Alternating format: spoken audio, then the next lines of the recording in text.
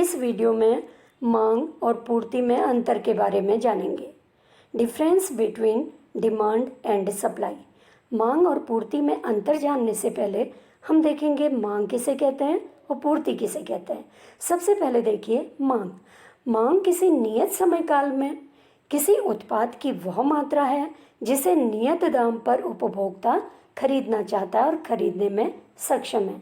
यानी एक निश्चित समय में और निश्चित कीमत पर उत्पाद की वह मात्रा जो उपभोक्ता खरीदना चाहता है या खरीदने में सक्षम है, मांग कहलाती है।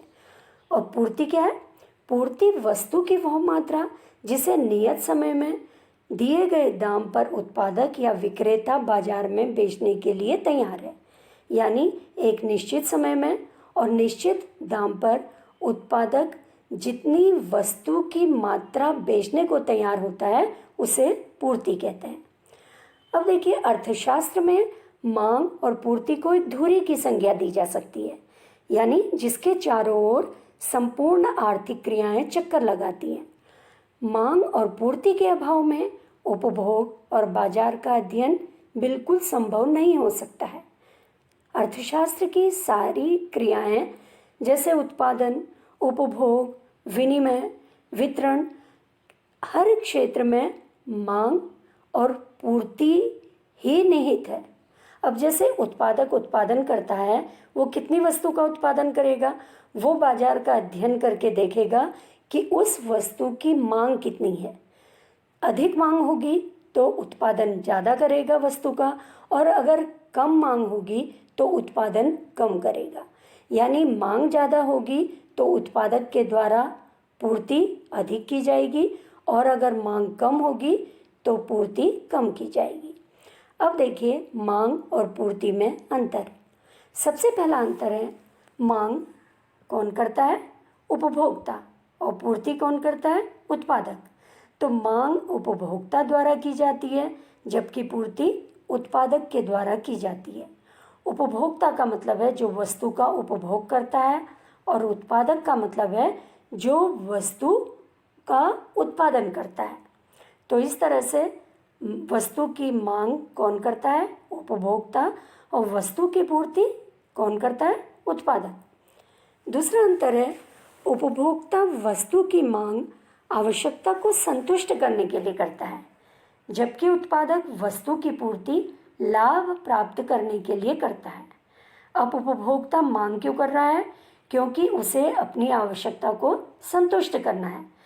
और उत्पादक वस्तु की पूर्ति क्यों करता है? क्योंकि उसे लाभ प्राप्त करना है, लाभ अर्जित करना है। तो इस तरह से हम कह सकते हैं, उपभोक्ता वस्तु की मांग अपनी आवश्यकता को संतुष्ट करने के लिए करता है, जबकि उत्पादक लाभ अर्जित करने के लिए वस्तु की पूर्ति करता है। अगला अंतर देखिए, एक निश्चित समय पर किसी वस्तु की एक निश्चित कीमत पर खरीदी जाने वाली मात्रा को मांग कहते हैं, जबकि एक निश्चित समय पर किसी वस्तु की एक निश्चित कीमत पर बेची जाने वाली मात्रा को पूर्ति कहते हैं। तो क्या अंतर हो गया है? एक निश्चित समय पर और एक निश्चित कीमत पर वस्तु की जितनी मात्रा खरीदी जा रही है उसे मांग कहते हैं, और एक निश्चित समय पर और एक निश्चित कीमत पर जितनी वस्तु की पूर्ति की जाती है, जितनी वस्तु बेची जाती है, उसे पूर्ति कहते हैं। अब मांग का मतलब क्या होता है? वस्तु की खरीदी जाने वाली मात्रा। और पूर्ति का मतलब क्या होता है? वस्तु की बेची जाने वाली मात्रा। यानी वस्तु की जितनी मात्रा खरीदी जाती है उसका मतलब क्या हुआ? मांग। और वस्तु की जितनी मात्रा बेची जाती है उसका मतलब क्या हो गया? पूर्ति। तो मांग का मतलब वस्तु की खरीदी जाने वाली मात्रा, और पूर्ति का मतलब वस्तु की बेची जाने वाली मात्रा। अगला अंतर देखिए, उपभोक्ता कम कीमत पर वस्तु की अधिक मांग करता है और अधिक कीमत पर वस्तु की कम मांग करता है। अब जैसे बाजार में अगर मान लीजिए मोबाइल की कीमत कम हो जाती है तो ज़्यादा लोग मोबाइल खरीदने लगते हैं, या उसकी मांग क्या होगी? बढ़ जाएगी। और अगर मोबाइल की कीमत जो है अगर बढ़ जाती है तो अब क्या होगा? कम उपभोक्ता मोबाइल खरीदेंगे, मांग कम हो जाएगी। जबकि उत्पादन कम कीमत पर वस्तु की कम पूर्ति करता है। जबकि उत्पादक क्या होता है, ये अगर कीमत कम हो जाती है वस्तु की कम मात्रा बेचने को तैयार होता है, और अधिक कीमत हो जाने पर वस्तु की अधिक पूर्ति करता है या अधिक मात्रा बेचने को तैयार होता है।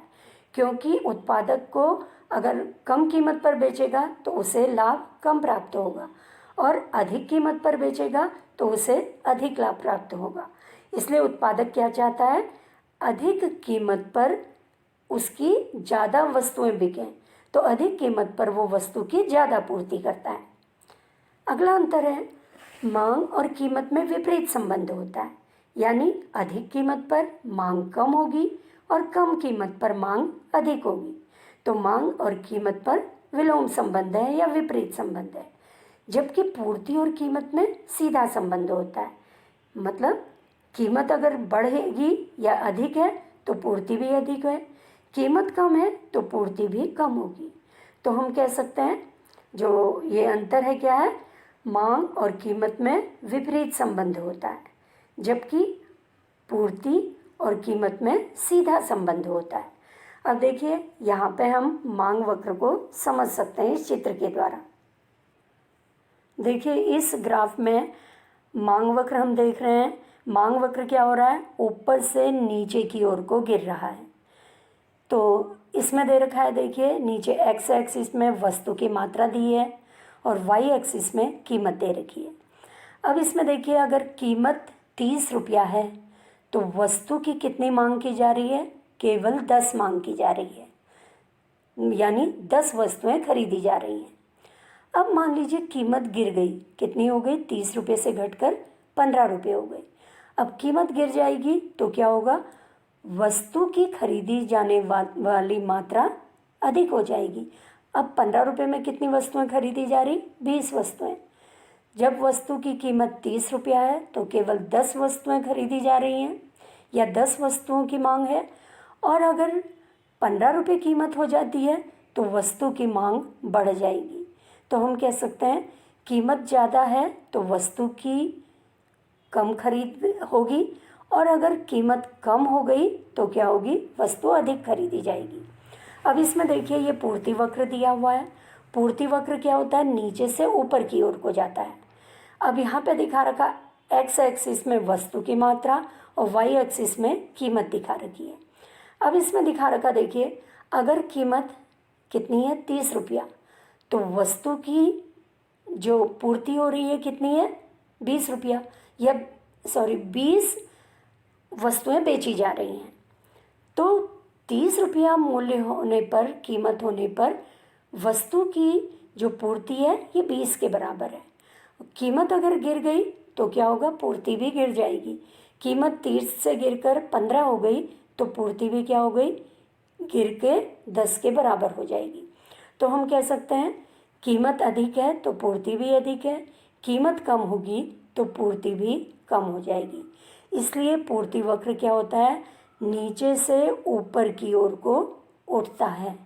तो इसका मतलब यही है, कम कीमत में पूर्ति कम होगी या वस्तु की मात्रा कम बेची जाएंगी, और अधिक कीमत पर वस्तु की मात्रा अधिक बेची जाती है, या अधिक कीमत पर वस्तु की पूर्ति अधिक होती है। तो ये अंतर क्या हो गया, मांग वक्र ऋणात्मक ढाल वाला होता है, यानी ऊपर से नीचे की ओर गिरता है। अभी आपने चित्र में देखा था, तो मांग वक्र क्या होता है, ऊपर से नीचे की ओर गिरता है, जबकि पूर्ति वक्र धनात्मक होता है, यानी नीचे से ऊपर की ओर उठता है। मांग वक्र ऋणात्मक होने का मतलब क्या है कि मांग और कीमत में क्या होता है, विपरीत संबंध होता है, और पूर्ति वक्र धनात्मक होता है, यानी नीचे से ऊपर की ओर को उठता है, क्योंकि वस्तु की पूर्ति में और वस्तु की कीमत में सीधा संबंध होता है।